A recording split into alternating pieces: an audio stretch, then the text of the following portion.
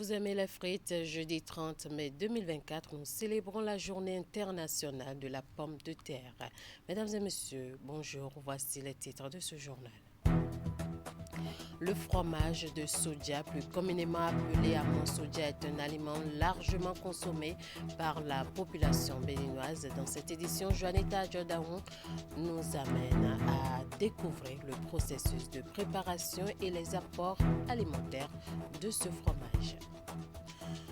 Lancement de la phase B du projet asphaltage dans la ville de Côte de Paracourt. Les travaux d'aménagement de voiries primaires, secondaires et tertiaires vont bientôt démarrer dans cette ville. Et ce sont les ministres Abdoulaye Biotchane et Samou Seydou Adambi qui ont donné le top, les précisions à suivre. Et puis, 49e anniversaire de création de la CEDEAO. Les festivités ont démarré depuis mardi à Cotonou. C'était à travers un cocktail dînatoire offert à bon nombre de personnalités. Les détails dans un instant. À nouveau, bonjour. Allons à la découverte du fromage de soja dans les locaux de Helvier, une localité de la commune d'Abomey-Calavi. Très consommé ces dernières années, ce fromage fait à base du céréal soja est une nourriture de prédilection au sein de la population béninoise. Une équipe de Canal 3 s'est déplacée pour en savoir plus sur le processus de préparation et les valeurs nutritives de ce fromage. C'est un mini-magazine que nous proposent Juanita Adjodaon et Hugues Fingbe.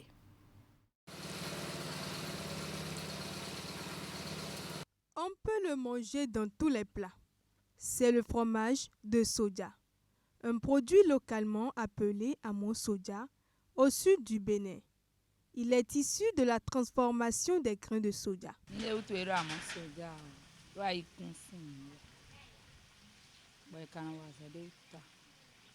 En dehors de la matière première qu'est le soja, plusieurs ingrédients entrent dans la préparation du fromage de soja.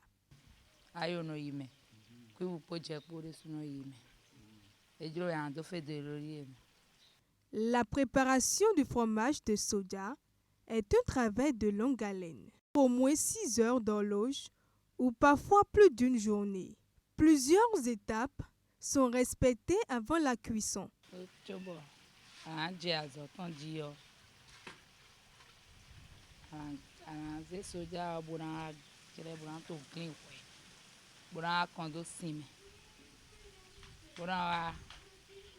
y a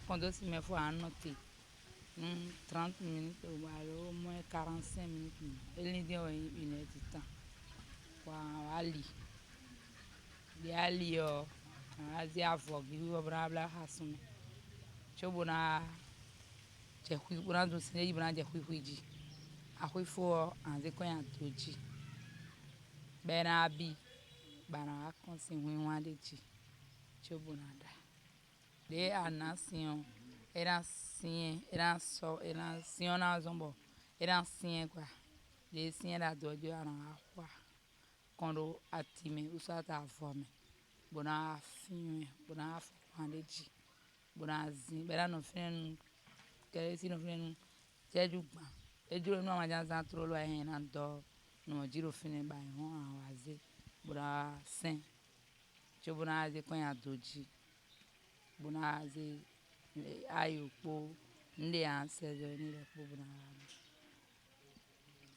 afia sina fo awaze amina doji bonaso fine na je doji de. Riche en fibres et en acides gras polyinsaturés, le fromage de soja contient d'importantes valeurs nutritives. Le soja contient tellement les macronutriments et les micronutriments, c'est-à-dire les protéines, les lipides et les glucides. Mais plus de protéines, au moins 95% de protéines pour le maintien des membranes, des cellules et aussi beaucoup de fibres. Même ça corrige les imperfections liées aux globules rouges, les cellules du sang. En dépit de ses bienfaits pour la santé, le fromage de soja doit être consommé avec modération. Celui qui, par exemple, consomme trop de fromage de soja, il peut avoir des maladies d'insuffisance rénale, par exemple, sans savoir que c'est le soja. Un. Deuxième chose, il peut avoir la constipation chronique, d'où le cancer de l'estomac.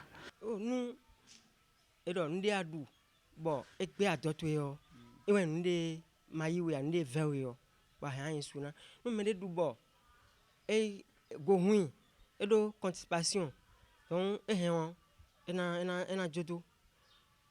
Ou soit, et non du tebe, mais à bleu money, et na comment, nous devons du voiture bois, du ne bleu money, na comment. Sinon, mais là, nous beau, mon dos, d'agbeton, mais là, nous l'avons créé, et nous c'est ouais. Grâce à son activité, Dame Blawa contribue aux dépenses domestiques. Ses revenus lui ont permis d'acquérir un moulin.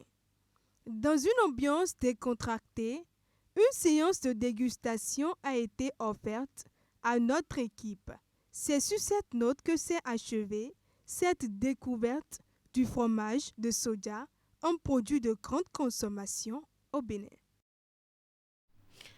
Les allocations universitaires sont une aide du gouvernement aux étudiants dans leur cursus au sein de ces différents hauts lieux de savoir.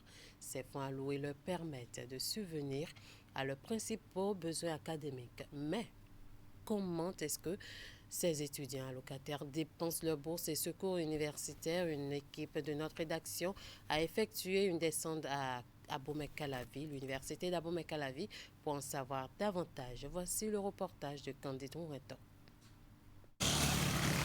En première et deuxième année, les étudiants allocataires sont pour la plupart encore jeunes. Au premier contact visuel, l'on peut se dire qu'ils ne sont pas encore bien matures pour gérer leurs finances personnelles. Mais la réalité est tout autre. Ils ont en majorité un sens de créativité qui attire l'attention. Certains investissent leurs différentes allocations dans l'agriculture et dans de petits commerces. Mon secours, j'ai investi ça. Mes 2 années antérieures, j'ai investi ça dans l'agriculture, histoire de pouvoir récupérer un bénéfice à la fin de la période agricole de cette année. Donc, après ça, pour cette 3e année, je pense bien que ça ira encore dans peut-être le e-commerce pour diversifier au moins et les zones d'activité et pouvoir avoir plus de bénéfices dans différents domaines. J'ai acheté des soja, de l'acajou pour déposer et vendre après si le prix monte. Donc, et j'ai aussi, comme j'ai déjà des aînés qui sont dans le domaine, donc je les ai confié ça. L'entrepreneuriat de premier niveau, grâce aux fonds issus de l'allocation universitaire, fait cas d'école. La réussite des étudiants qui s'y aventurent inspire plusieurs de leurs camarades. Ils nourrissent l'ambition d'en faire de même. Je pense investir dans l'élevage, parce que j'aime un peu l'élevage. Donc s'il arrive que je retire l'argent là, prendre pour faire l'élevage avec. J'aime élever des animaux comme le porc maintenant, le porc. Donc avec un peu de chance, ça peut se multiplier. Pour le secours à venir l'année prochaine, j'ai prévu investir dans le commerce pour que ça rapporte plus qu'après. Je pensais me baser premièrement sur la vente de petits cailloux, de cacahuètes dans les alentours du campus, dans le petit quartier de Sobadje. Secondement, je pensais aussi que, par exemple, aller prendre des vêtements à Tokba et venir les vendre à un prix suite auquel j'aurai moi-même mes propres bénéfices. Si certains étudiants s'adonnent à l'entrepreneuriat pour fructifier leur bourse et aide universitaire, d'autres se contentent de s'en servir pour subvenir aux besoins quotidiens. Mon secours, je le prends en fait pour pouvoir gérer mes besoins. Côté études, ça me permet en fait d'avoir les documents donnés par les docteurs au cours. Et cela aussi m'aide en partie à gérer mes déplacements, les photocopies à faire, tout. J'ai reçu ma bourse au début de ce mois. Pour l'instant, c'est encore là. Il reste encore 100 et quelques mille. Je n'ai prélevé que quelques billets pour subvenir à mes besoins. Les besoins journaliers, les photocopies et les dépenses. J'ai suivi une formation en graphisme. Donc, après la formation, j'avais besoin du PC pour continuer dans le domaine. Donc c'est ça l'argent qui avait payé le PC avec, pour pouvoir continuer dans le domaine du graphisme. Les étudiants se servaient des allocations universitaires pour l'achat des moyens roulants en bonne partie par le passé. Les biens acquis avec ces ressources ont aujourd'hui évolué avec le temps. Les téléphones intelligents s'illustrent aujourd'hui selon plusieurs comme la nouvelle trouvaille. Je l'annonçais en début d'édition, les travaux d'aménagement de voiries primaires, secondaires et tertiaires dans la ville de Parakou ont officiellement été lancés jeudi 23 mai 2024. Ils s'inscrivent dans le cadre de la phase B du projet asphaltage contenu dans le PAG 2 du président Patrice Talon. Le lancement des travaux a été effectué par une délégation ministérielle composé du ministre d'État chargé du développement et de la coordination de l'action gouvernementale, Abdoulaye Biotchane, et du ministre d'État chargé de l'énergie, de l'eau et des mines, Samou Seydou Adambi, Candide Rouretor et Rachidi Soubero. C'est ainsi parti pour 22 mois de travaux d'aménagement et de réhabilitation des voiries primaires, secondaires et tertiaires, l'O7B dans la ville de Parakou. C'est la deuxième phase du projet asphaltage qui est ainsi lancé dans la cité de Koboro, une ville qui avait déjà bénéficié de la première phase du projet. Avec la concrétisation, d'abord, de la traversée de la ville en double voie, puis l'exécution réussie de la première phase du projet asphaltage, nous avons connu une baisse des cas d'accidents qui étaient auparavant le lot quotidien des usagers de la route dans la ville. Parakou aura ainsi droit, dans cette seconde phase, à une modernisation avec des équipements urbains, des mobiliers d'éclairage solaire dans les rues et les avenues. Parakou sera encore mieux éclairée et sera peut-être de loin la ville la mieux éclairée, la plus propre, j'espère. Ces travaux sont importants et sont le fruit de notre engagement à réaliser la vision du président Patrice Talon, qui est de moderniser ce pays et de moderniser surtout nos villes, où bien sûr s'entassent de plus en plus nos compatriotes. Ce programme d'asphaltage, je l'ai dit, va permettre de valoriser encore plus le patrimoine de chacun d'entre nous ici, en particulier dans le foncier. Mais aussi il va permettre de renforcer la sécurité. Pour cette deuxième phase, Parakou aura droit à la construction de voiries urbaines de 19,26 km, plus de 2 fois le linéaire de la phase A, 11,87 km de collecteurs d'eau pluviale, 3100 arbres d'alignement et 1540 lampadaires solaires.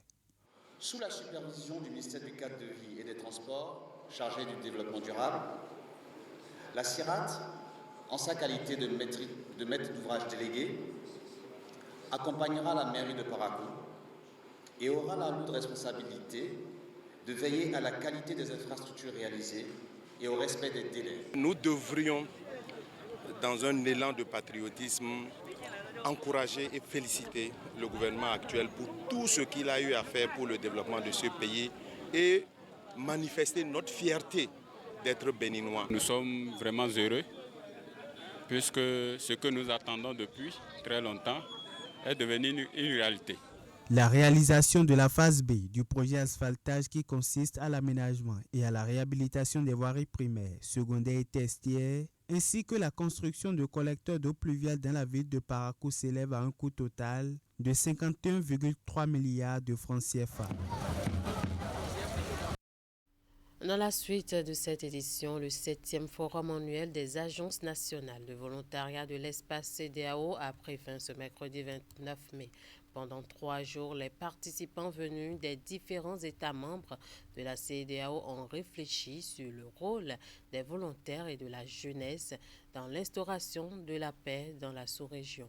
La thématique principale des assises est innover pour avoir un impact, transformer le volontariat grâce à l'innovation. Le directeur général de l'Agence nationale pour l'emploi a prononcé le discours de clôture de ce forum. Travaux. Je tiens à exprimer ma profonde gratitude à l'endroit de chacun de vous pour votre participation active et votre engagement tout au long de ce forum annuel des agences nationales de volontariat de l'espace CEDEAO. L'innovation dans le volontariat telle que mise en avant par le thème de ce forum est une clé essentielle pour catalyser le développement socio-économique de notre espace communautaire de la CEDEAO, en ce sens que le volontariat est un phénomène social, donc pas nouveau pour l'Afrique. En favorisant des approches novatrices et adaptées aux défis contemporains, le volontariat peut jouer un rôle central dans la promotion de l'éducation, de la santé, de l'emploi des jeunes, de l'inclusion sociale et de la résilience communautaire. Les initiatives de volontariat innovantes peuvent stimuler la création d'emplois durables pour renforcer les compétences professionnelles et techniques et encourager l'entrepreneuriat local. Pendant ces 3 jours, j'ai moi-même été témoin de discussions inspirantes, d'échanges fructueux et d'idées novatrices sur la manière de transformer le volontariat grâce à l'innovation. Nous avons exploré ensemble les défis et les opportunités qui se présentent à nous en tant que nation de la CEDEAO. Et nous avons tracé des voies prometteuses pour l'avenir du volontariat dans notre sous-région. Je suis fier des progrès que nous avons accomplis et des liens que nous avons renforcés au sein de cette communauté de volontaires engagés. Ensemble, nous avons démontré que lorsque nous unissons nos forces et que nous faisons preuve de créativité, nous pouvons avoir un impact significatif sur nos sociétés et nos communautés. En tant que pays hôte de cet événement, je suis honoré d'avoir accueilli chacun d'entre vous dans mon pays, que dis-je, dans votre pays. J'espère que votre séjour a été aussi enrichissant que le forum l'a été. Alors, au moment où nous nous apprêtons à nous séparer et à retourner chacun dans son pays, je vous encourage à continuer à mettre en pratique les idées et les enseignements que nous avons partagés ici. Ensemble, continuons à innover, à expérimenter et collaborer pour façonner un avenir où le volontariat joue un rôle central dans le développement de nos sociétés. Et puis, c'est parti pour les festivités au Bénin du 49e anniversaire de la création de la CEDEAO. Le représentant résident de l'organisation sous-régionale au pays a donné le top de la série d'activités mardi dernier au Palais des Congrès de Cotonou. Dans le cadre de cette commémoration, c'était à l'occasion d'un cocktail dînatoire offert à un parterre de personnalités à divers niveaux. Les autorités de l'État béninois y étaient officiellement représentées. William Cliquant et Moufid Sabouran pour les détails. Chef de mission diplomatique, représentant d'organisations internationales à Cotonou, membres d'institutions de l'État, acteurs du secteur privé, de la société civile et plusieurs autres personnalités étaient à ce lancement de la semaine de la CEDEAO édition 2024. Comme de coutume, depuis 2 ans, c'est par cette initiative que la représentation de l'organisation sous-régionale à Cotonou commémore sa création. Cette année marque le 49e anniversaire du traité de Lagos de 1975, acte constitutif de l'instance. Près d'un demi-siècle d'intégration, avec à la clé plusieurs acquis préservés malgré les péripéties actuelles au sein de l'organisation. 49 ans pour la vie d'un individu, c'est bien plus que la moitié de la plus haute espérance de vie. Mais à l'échelle des nations, c'est bien un bel âge de jeunesse. Oui, la CEDEAO traverse ces dernières années des moments difficiles qui, par endroits, nous font presque oublier les solides acquis de notre processus d'intégration. Reconnaissons que c'est un moment difficile et les défis sont là. Les acquis sont tellement ancrés, je parle des acquis de la CEDEAO, dans notre quotidien, que nous en avons oublié même le processus ardu qui a mené à leur mise en œuvre. Renforcer l'unité, la paix et la sécurité régionale est le thème de cet anniversaire. De quoi interroger la santé de la CEDEAO à ce jour, avec la posture actuelle des États du Sahel et les moyens de surmonter ces difficultés. La posture actuelle de nos frères et sœurs du Sahel est une source de profonde préoccupation pour les dirigeants et les peuples de notre région. Mais je demeure convaincu, et comme toujours, que les forces de l'unité et de l'intégration régionale l'emporteront immanquablement. À cet égard, je voudrais saluer la résilience et les sacrifices consentis par la République du Bénin. Le Bénin, félicité pour ses efforts, se réjouit aussi des nombreux programmes de la CEDEAO mis en œuvre au profit de ses populations. Une occasion pour l'État béninois de réitérer son attachement à la vision 2050 de l'organisation pour parvenir à l'objectif d'une réelle communauté des peuples. Je voudrais, au nom du ministre de l'Économie et des Finances, ministre d'État chargé de la coopération, réitérer l'engagement du gouvernement béninois à accompagner la commission de la CEDEAO et les autres organes et institutions communautaires dans la mise en application des initiatives communautaires.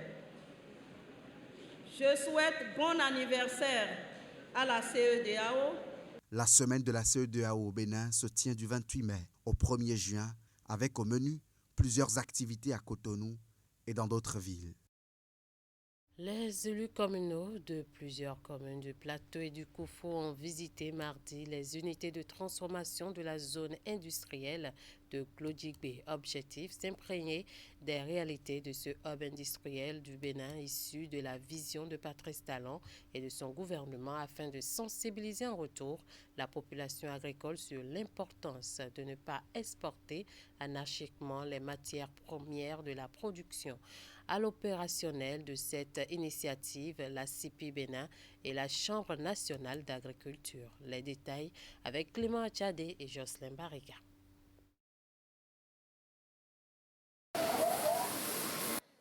Le centre de formation au métier de textile et celle de la transformation du coton béninois sont les deux premières unités visitées par les entrepreneurs agricoles, élus locaux de Pobé et de Kétou ce mardi.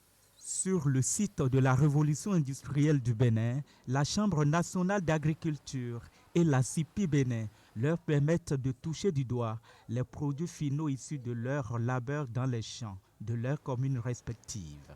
Dans la même journée, ces visiteurs ont été conduits aussi au sein des unités de transformation du soja, des agriculteurs, sauvés des exportations clandestines avant d'atterrir à l'usine de transformation de Kajou. Ce que nous avons vu est vraiment formidable et extraordinaire.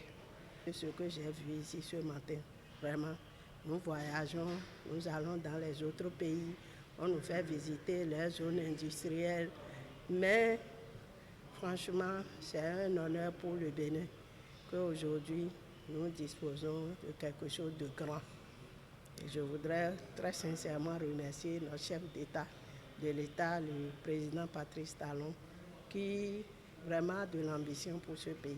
Mais nos produits ont toujours été exportés.